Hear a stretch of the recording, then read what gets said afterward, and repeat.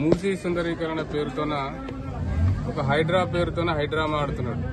ఎందుకోసం అంటే మూసీ సుందరీకరణ చేయి హైదరాబాద్ కు చాలా ముఖ్యం కావాలి. కానీ ఏ ప్రామాణికంగా చేస్తున్నావు? ఒక పద్ధతి లేదు, ఒక పాడు లేదు, నష్టపోయిన వాళ్ళకి ఏమిస్తున్నావు? ఒక ప్రణాళిక లేదు. ఏమన్నా అంటే ఇంతసేపటికి టీవీలలో చూస్తున్నాం, మంత్రులు చెప్తున్నారు, పొన్నం ప్రభాకర్ చెప్తున్నాడు, ఇన్ఛార్జ్ మినిస్టర్ ఆయన 15,000 బెడ్రూమ్లు ఒకసారి అంటారు, 16,000 బెడ్రూమ్లు ఒకసారి అంటారు. ఒకసారి వాళ్ళకే క్లారిటీ లేదు. 1,500 మంది ఉన్నారని ఒకసారి అంటారు, 15,000 మంది ఉన్నారని ఒకసారి అంటారు. వాళ్ళకి అసలు క్లారిటీ లేదు. ఈ మూసీ సుందరీకరణ పేరుతోన ముఖ్యమంత్రి గారు వ్యాపారం చేయడానికి కంకణం కట్టుకున్నాడు. టీవీలలో చూస్తున్నామని చెప్పిన నోటి మాటలతోన ఈడ హైరేజ్ అపార్ట్మెంట్లు కడతాయి. పేదవాళ్ల భూములు పూర్తిగా కూడా రిజిస్టర్ కబ్జా చేసిన భూములు కాదు, పక్కా రిజిస్టర్ భూములు, పక్కా అన్ని గవర్నమెంట్ కు లోబడి ఏవైతే పర్మిషన్లు ఉంటాయో అన్ని రకాల పర్మిషన్లు తీసుకొని కట్టుకున్నటువంటి ఇల్లు. ఈ రోజు హైదరాబాద్ లో పేదవాడు ఒక గదం జాగ అంటే 100 గజాల జాగ కొనుక్కోవాలంటే 50,000 లక్ష రూపాయలకు ఉన్నది హైదరాబాద్ లో. అట్లాంటి జాగాను 1 కోటిన్నర 2 కోట్ల రూపాయలు పెట్టుకుని మంచి ఇల్లు కట్టుకుని జీవిత కళ బీదవాని ఒక జీవిత కళ ఇల్లు కట్టుకోవాలన్నది. అట్లాంటి కళని రోజు రేవంత్ రెడ్డి కాల రాసి వాళ్ళ జీవితాలతో ఆడుకొని వాళ్ళ జీవితాల మీద నడ్డి విరిసి వాళ్ళను మూసిలో పాతరబెట్టే ప్రయత్నం రేవంత్ రెడ్డి చేస్తున్నాడు. కానీ ఏ మాత్రం మంచిది కాదు. ఒకవేళ ప్రజా అవసరాల కోసం నువ్వు తీసుకోదలుచుకుంటే నీవు ఏ రకంగా తీసుకోగలుగుతున్నావు? వాళ్ళకి ఏం నష్టపరిహారం ఇస్తున్నావు? ఇప్పుడు మనం హైవేలో రోడ్లు ఇవన్నీ తీసుకుంటా ఉంటారు, ప్రజా అవసరాల కోసం ఒక నష్టపరిహారం డిక్లేర్ చేస్తారు.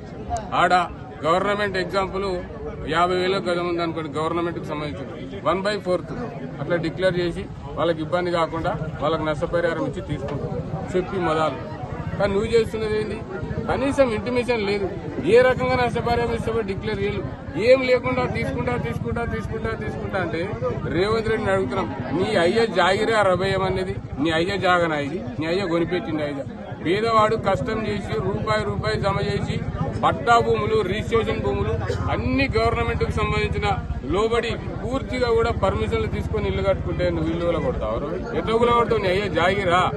ఎట్టి పరిస్థితుల్లో పేద ప్రజల పక్షాన నిలబడినటువంటి గవర్నమెంట్ పేద ప్రజలకు మేము న్యాయం చేస్తామని చెప్పి అధికారంలోకి వచ్చి పేద ప్రజలతో ఈ రోజు పేద ప్రజలను నడ్డి విరిసి వాళ్ళ ఆక్రోశానికి గురవుతున్నావు.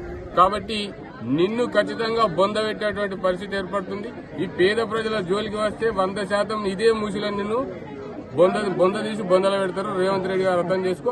మీరు ఎంబడే యూటర్న్ తీసుకుని పేదలకు సరైన న్యాయం చేయండి. ఉంది మూసీ సుందరీకరణ చేసుకో, మస్తు ఉన్న జాగా. ఇంతకుముందు మా సుభాష్ రెడ్డి అని చెప్పిండు, మంచిగా ప్లేస్ ఉన్నది, వాల్ కట్టు మంచిగా, ఇంతకుముందు నవాబ్ కాలంలో కట్టినట్టు మంచిగా సుందరీకరణ పారెలీలు మంచిగా ఉంటుంది. కానీ ఇదేం పోయే కాలంలో పేదోళ్ళ ఇళ్లను గుంజుకొని పెద్దోళ్ళకి ఇస్తా అంటున్నావు. ఏదో ఇంగ్లాండ్ కంపెనీలకు ఇస్తారట, పాకిస్తాన్ కంపెనీలకు ఇస్తారట. వానికి ఎందుకు ఇస్తారో భయ్? మా భూములు నీకు ఏమక్కుంది? మా భూములు ఇవ్వనీకే నీకు ఏమక్కుంది అని అడుగుతున్నాం. ఎట్టి పరిస్థితుల్లో మా ఇండ్లు పోతే క్షమించము, ఖచ్చితంగా నీ భర్తము. భారతీయ జనతా పార్టీ తరఫున పూర్తిగా అండగా ఉంటాం. అందరికీ న్యాయం చేసే విధంగా భారతీయ జనతా పార్టీ కంకణం కట్టుకుంది. అందరూ కూడా రాష్ట్ర నాయకుల నుంచి స్టార్ట్ చేస్తే కార్యకర్తల వరకు పేదవాళ్లకు అండగా ఉండేందుకు భారతీయ జనతా పార్టీ ముందుకొచ్చింది. నీ ఆటలు జాగాయి, నీ సంగతి ఏందో. పేద ప్రజల పక్షాన భారతీయ జనతా పార్టీ నిలబడి పేద ప్రజలు భారతీయ జనతా పార్టీ కలిసి రేవంత్ రెడ్డి పని పడతాం.